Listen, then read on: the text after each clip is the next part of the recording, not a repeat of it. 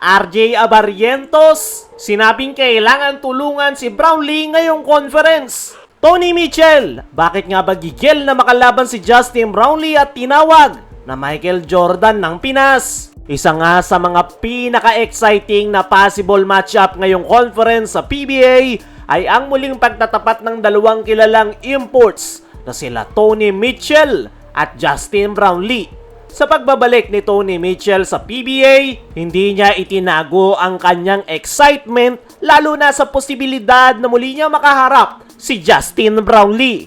Matatandaan na muling nagbalik si Mitchell bilang import ng Macau Black Knights at sa kanilang opening game ay agad siyang nagpakita ng solid performance laban sa Converge Fiberxers. Bagamat hindi pinalad ang Macau at natalo sila sa score na 102-94, hindi naman nagpahuli si Mitchell sa kanyang individual performance.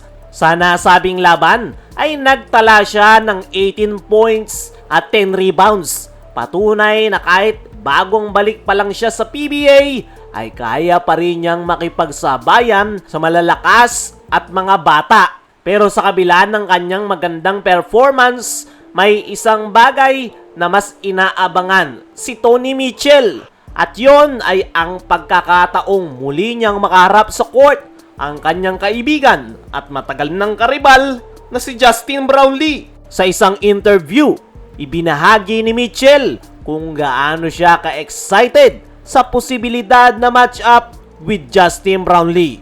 Ayon sa kanya, espesyal para sa kanya yung magiging laban na yan dahil hindi lang daw sila magkalaban kundi matagal na rin silang magkakilala at may mutual respect sa isa't isa. Sinabi niya pa nga na kapatid na yung turing ni Tony Mitchell kay Justin Brownlee. And I quote, "That's my brother. Of course, I'm excited to face him." Makikita rito na kahit magkalaban sila sa loob ng court, malinaw ang respeto at pagkakaibigan ng dalawang imports na yan. Ngunit hindi lang doon nagtatapos ang papuri ni Tony Mitchell. Sa katunayan, nagbiro pa siya tungkol sa kung paano tinitignan ng maraming Pilipino fans si Justin Brownlee. Ayon kay Mitchell, nakangiti nga nitong sinabi na kilala raw si Justin Brownlee bilang Michael Jordan ng Pinas. Malinaw na meron siyang respeto kay Justin Brownlee.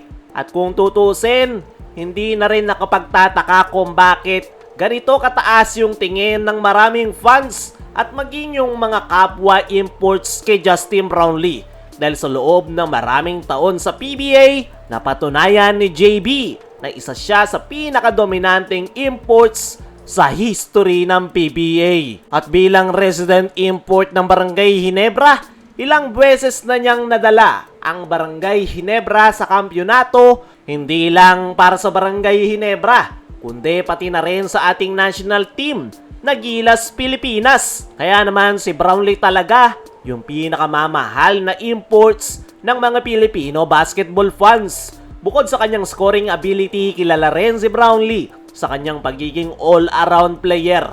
Kayang mag-score, mag-rebound, mag-assist at gumawa ng crucial plays para sa mga important games. Dahil dito, hindi na nakapagtataka kung bakit tuwing may makakaharap siyang ibang import ay talagang inaabangan. At isa nga sa mga imports na gustong-gustong makipagbakbakan kay Brownlee ay itong si Tony Mitchell.